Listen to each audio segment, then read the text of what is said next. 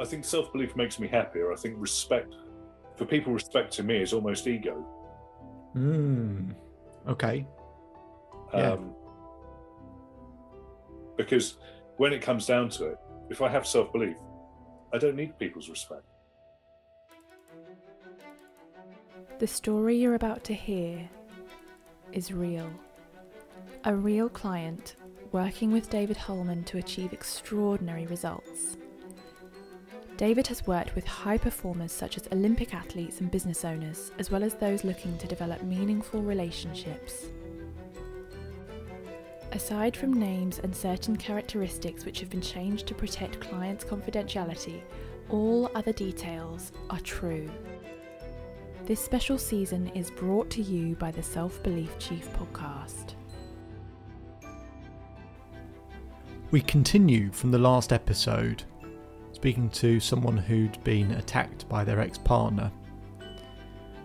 I mentioned about how those sorts of incidents and moments can shake our identity. And I want to help him realign to his very best self, maybe a version of him that he's never met before. I'm going to take him through a values-based exercise to uncover various layers that are going to surprise him along the way. And actually that he can see he's made it a bit more difficult to enjoy life, as many of us do. I want you to really pay attention, close attention, to some of the questions that I'm asking. Some of them will sound like very similar questions, but I'm really trying to get to the heart of the matter. And when we start hitting the core, notice how his physiology changes, how he talks with more freedom, and how he finally gets to become who he's always wanted to be. As we begin the episode, I've just asked him what values does he think he's been living by up until now. Let's get into the episode.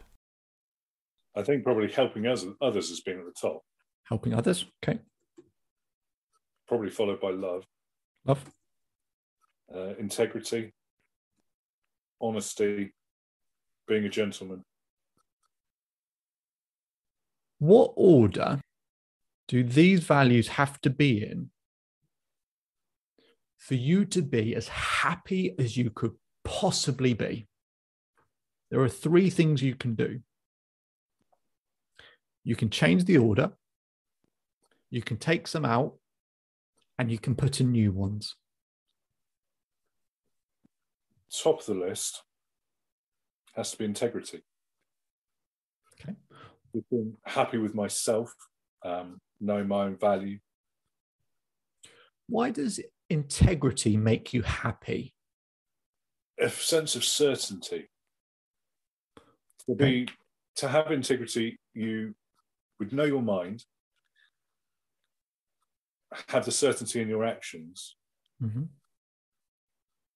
and whatever other people may perceive about, their perception of things, to be certain in yourself. Okay. Why does certainty make you happy? Because it prevents or reduces anxiety and procrastination. Okay. I'm going to ask a load of annoying questions, so bear with me. Why does reducing anxiety make you happy? Because I'm not worrying about what other people think, what other people are doing, whether my actions are hurting other people, and having a sort of a worry that I'm not being fair to myself or others. If you're not worrying, what does that allow you to do instead of worrying? Get things done. Better with people. Good. What was that last bit? Communicate better with people. Communicate better with people. Good. Why does communicating better with people make you happy? I feel more confident. Feel more confident. Good. Why does confidence make you happy? I promise this interrogation will end soon, but it's a greater sense of well-being and value in myself. And you said about, one word you used therefore is well-being. Okay, good. And the other side of it is you said it allows me to get things done. Doing what things make you happy? My work, but not being efficient, and the satisfaction and the feeling I get once I know I've done my work to the best of my ability and I'm happy with the results, but also them being able to step away and go and do things without, whether it's the garden or doing some bits and pieces for myself, or when I've got the children, having the satisfaction of their enjoyment, and not having it cluttered with, I've still got to get this done, I haven't done this yet, or this went wrong, what did I do wrong, and various other things. Good. So the reason I ask the sequence of questions is because we're asking the question, what would make you as happy as you could possibly be? And you said integrity, which nothing wrong with that. Great. But I just wanted to test the waters. Why does integrity make you happy? Well, it gives me certainty. Is certainty about being happy, or is it about not feeling unhappy? Yeah. So I asked the question, okay, so what about certainty? Well, it allows me to do this better. Well, what does doing those things allow you to do? Or if that's certain of that sorted, what does it allow you to do? Where we got to, you say these words in a different way to all the other words you're talking about. When you talk about well-being or satisfaction or being able to enjoy time with your children, it doesn't have the intensity of integrity and certainty. My argument might be, only based on the way that you reacted to talking about each of those parts, is that it's not that it's integrity and certainty that make you happy. It's that those things allow you to do the things that make you happy. Yeah. So you can keep integrity, by the way. It's not for me to say what should be in this list. But if at the end of that chain was well-being, should well-being be on this list? Yes. So I went through that line of questioning because I have found over the years this is what all human beings do. We prioritize things, behaviors, values, actions that just keep us secure, that keep us safe, to not go through too much trouble. And we do them so that further down the road, maybe we're allowed to enjoy ourselves and be content and be happy. Whereas actually what we could just be doing is finding out, what are we trying to do with these things, with integrity, honesty. Do those things make us happy, or do they just open a door for us to allow us to eventually be happy? And let's find out what those things are that actually do make us happier. We won't be happy all the time, but we might as well be consistent in doing the things that would help us enjoy life a lot more. Because isn't that what we really want? To enjoy ourselves more? Well, I think you're right. I mean, with well-being in there, children have got to be in there. That's love. There's family in general, but okay, you can put family. Yeah. I think honesty and integrity kind of go hand in hand. Absolutely. Yeah. So it's almost like an overload or an overkill on that sentiment, isn't it, to a certain degree? So yeah, you're right. Yeah. Honesty, and just parcel it in with integrity, because if you have integrity, you're honest. Yeah. Achieving things. Okay. Setting a goal or a task and achieving it to your own satisfaction gives you that sense of well-being, that glow inside, the confidence, quality of life. That's something that I think everybody wants to strive for, and a value that everybody wants to achieve. I think learning as well. You mentioned learning. Yeah, good. Okay. Yeah. I love learning new things. I've got far too many books just that I love reading, and you always learn something different. I'm reading P.G. Wodehouse at the moment. I've just bought some Oscar Wilde, and all that, you just sort of soak in the language, and I think it's fascinating.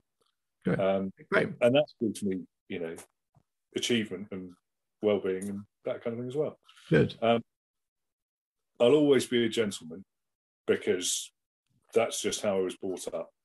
Does it make you as happy as you could possibly? If it does, great. Does it make you? Yeah. Yeah, I think maintaining that standard that doesn't lessen to other people. Okay. Going back to the situation that developed last week, I was always brought up that when everybody else around you is losing their head, you keep yours. Crisis management. Everybody who I went to school with, and who grew up in that environment, you were taught that when there is a crisis, you are the person that people turn to, which I hold as a significant value in. And as always, I've been in shops which have, we've had guys come in with hammers trying to smash through the windows and stuff. And whilst everybody else is crouching down and gibbering like idiots, I'm the one that was, cool, calm, collected, and just got things done. I think appreciation is very important. Not only appreciating my own efforts, but also in others as well. Saying thank you to the postman and appreciating the efforts they go through. Yeah. Or I think that's a really important thing. Good. Yeah. I think that kind of in respect, and again, not respecting other people, their lives, their standards, their values, but also respecting my own. Okay. Why does respect make you happy? Not why is it a good thing or makes you feel good? Why does it make you happy? I think it's a courtesy. I think it's a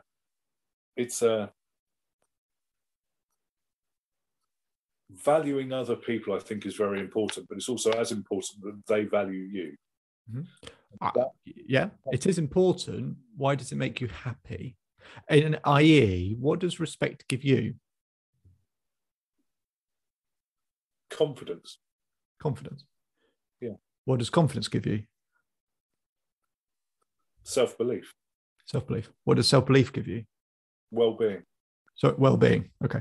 So with some of these things, people, as what I'll show you in a moment, is we can often prioritize values that we see as important, but often values we see as important to be able to connect with other people. You don't ever have to think they're not important. They're great things to uphold: respect, manners, all of that stuff.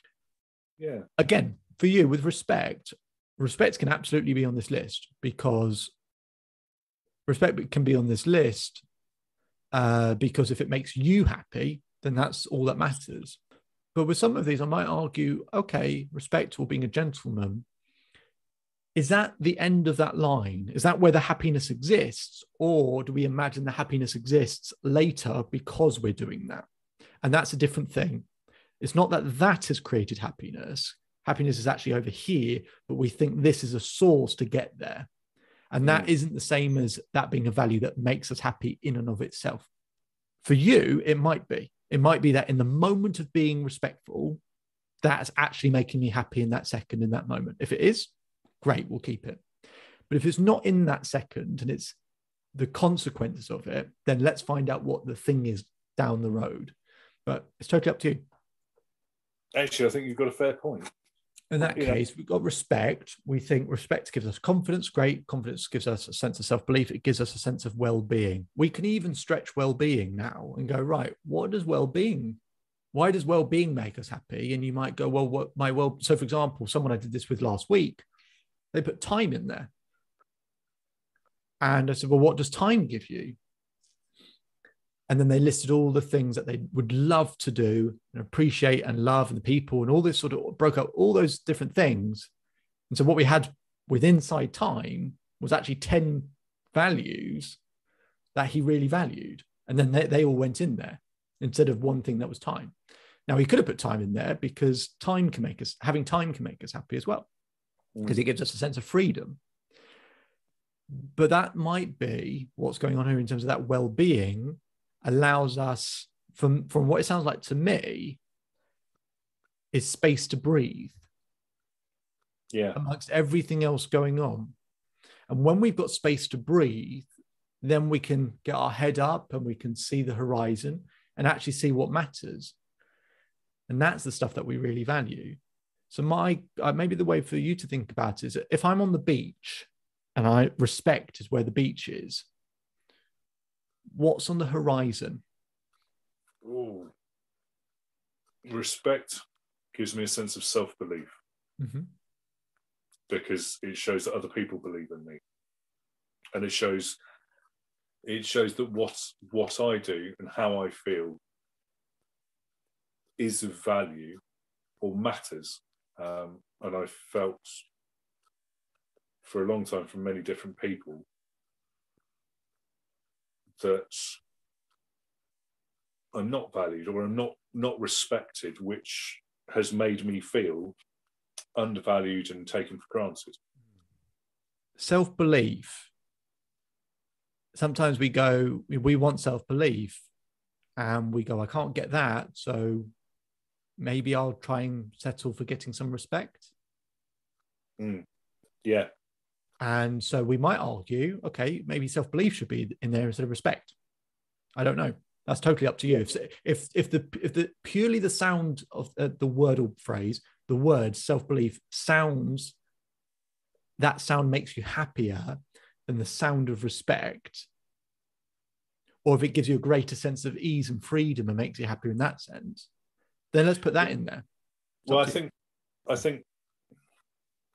think self-belief makes me happier. I think respect, for people respecting me, is almost ego. Okay. Yeah. Because when it comes down to it, if I have self-belief, I don't need people's respect. Good. Good. That's a really it's quite a profound point you make, because one of the problems, I did a talk quite recently on sort of today's generation, I guess, and what's happened was 100 years ago we valued character, and today we value personality. Personality is what you show outwardly and externally and receive, and character is about, what you're actually doing internally and sharing. Yeah. Personality is what do I show and get, and characters, who am I and what do I share? When you live through character rather than personality, people are a hell of a lot happier. That's why people on reality TV shows where it's all personality, and they start getting, because personality gets rewarded today. That's the problem. That's why people are miserable, because they try and create the personality rather than develop their own sense of character. I think the difference between respect and self-belief, in the way that you've described it, is self-belief is that character trait and element, and getting respect is that sort of external validation personality thing. What other changes would we make? You're doing really, really well so far, by the way. Really well. What other changes would we make? I think your point about external validation, if I'm happy in what I do, then I shouldn't need the gratitude and appreciation of other people as a sort of pat on the back. And I think that whilst, I will always do my best to help other people, perhaps I've been doing it for the wrong reason, to get that gratitude, to get that respect, as a boost to my own feeling of self-worth, rather than feeling worth enough on my own, and that being a byproduct. And I think a lot of those things are sort of helping others. I think courtesy is a good value, but I think, very much like you, it's something that I've been brought up with, to do as the right thing, not necessarily something that makes me happy. Exactly that. Yeah. And I think fairness comes into that as well. Sometimes I'm very fair to other people, overly fair to other people that don't deserve it, and in doing so, I'm not being fair on myself. Yeah. Really, really, really, really good. Really good. And there'll be a module we'll do at some point, which is about learning to genuinely be able to give unconditionally. When you're able to do that, it doesn't mean you can do it all the time, but when you're able to really do that sincerely, not kind of I'll try and like sincerely actually feel that we're doing it unconditionally, it absolutely will set you free. Because welcome to every other human being, where what we do, there's 3 types of relationship. There's a grade A, which is giving unconditionally, which is like the beginning of any intimate relationship. We just do anything and do it unconditionally. Yeah. Grade B is called trading. I will do this if you do this in return. And then grade C, which is the worst one, is I expect you to do this for me. Yeah. A lot of relationships start breaking down when they're somewhere between B and C. Where it's either trading, or in a lot of cases it's, why have you not done this? Why have you not done it? And it's what we just got all these expectations where we don't hold ourselves accountable or have any standard ourselves. Yeah. Your points are really, really good points. The way you articulated it was also very, very good. It's getting our own house in order so that we're not giving from a place of, let me feel better. We're giving from a place of, I can really genuinely help you. So that line of thinking that you currently have, exactly, let's stick with that and make any other changes based on that type of thinking, of stuff that makes you happy as you could possibly be. Well, I think self-belief needs to go probably third. Third, okay. Because, well, actually, no, I think it needs to go at the top. Sorry. Okay, no, it's fine. It's fine. You can keep playing around with this. Yeah, a sense of well-being. Yeah. One more space to add something in or make a change? I think peace. Good one. Followed by quality of life. How does that make you feel? Yeah, pretty good. Good. Yeah. Let's play a game where you put a coaching hat on for a moment and see if you can spot what's going on. So the client's previous 5 values were helping others, love, integrity, honesty, and being a gentleman. I'll read those again. Helping others, love, integrity, honesty, and being a gentleman. And his new 5 values are self-belief, well-being, family, peace, and quality of life. Self-belief, well-being, family, peace, quality of life. So if you want to write down those 2 lists, if you want to see it in front of you, or if you can remember those 2 lists roughly, I want you to have a look at them and go, what's the difference between the 2 lists, and what's going to be the different ways of living for this individual? How will his life be different if he prioritizes now self-belief, well-being, family, peace, and quality of life, things that he said would make him happier, then instead of helping others, love, integrity, honesty, and being a gentleman? How do you think his life will change if he changes the bullseye for his life? If he changes the target? Well, I'm about to ask the client this very question, and then I'm going to share what I can see as well. I wonder if you got the same answer. Let's find out.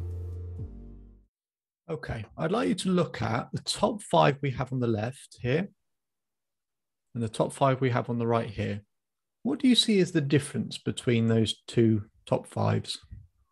None of them are the same. I mean, love and family. But that's, I mean, looking at it almost a completely different way. Love in relationships and that kind of thing as well. And actually, family is what's really important. Okay, good. What else do you see as the differences? I think, well, of those first 5, they're all external. They're all things to do with other people. Okay. So here's what I see. So firstly, the point you made is absolutely right. we can't be happy all of the time, but we can at least be content, right? Or try and be content most of the time. But nonetheless, everyone has the target of trying to be happy. What I find with most people is if happiness is facing this way, everyone's facing this way. Yeah. That their list is nowhere near the target of what actually makes them happy. Mm. So here's the difference I see between those top fives. The list on the left, I think, by the way that you described each of them, helps you avoid pain.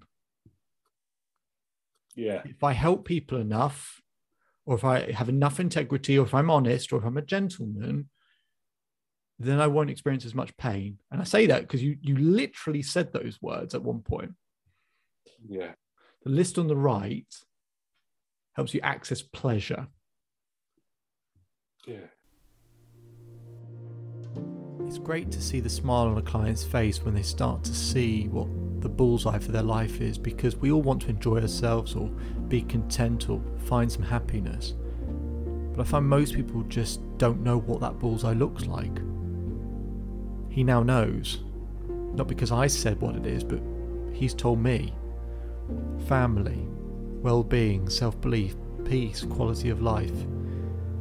They're his values, and he can make all his decisions or choose the actions he's going to take or follow a direction for his life, all based on those 5 values as his North Star, as a bullseye. You can do the same to find out what that bullseye is for you, to make life easier, to enjoy yourself more. It doesn't always have to be so complicated. Now, the next step I do with this client is showing them how to meet those values all of the time by investing in lots of different places to meet each of those values. Not just achieve that value in one place, but achieve it in 50 different ways so that they always have those values every single day and they're never without them. But I just wanted to show you this initial step, because once you know that bullseye, the weight that comes off your shoulders, the hope that you then have, you realise that we've been overcomplicating it for such a long period of time. And I remember someone doing this exercise with me, and I just realised how difficult I was making things. I did this exercise with this client, as I said, after the situation, the attack that he'd been under.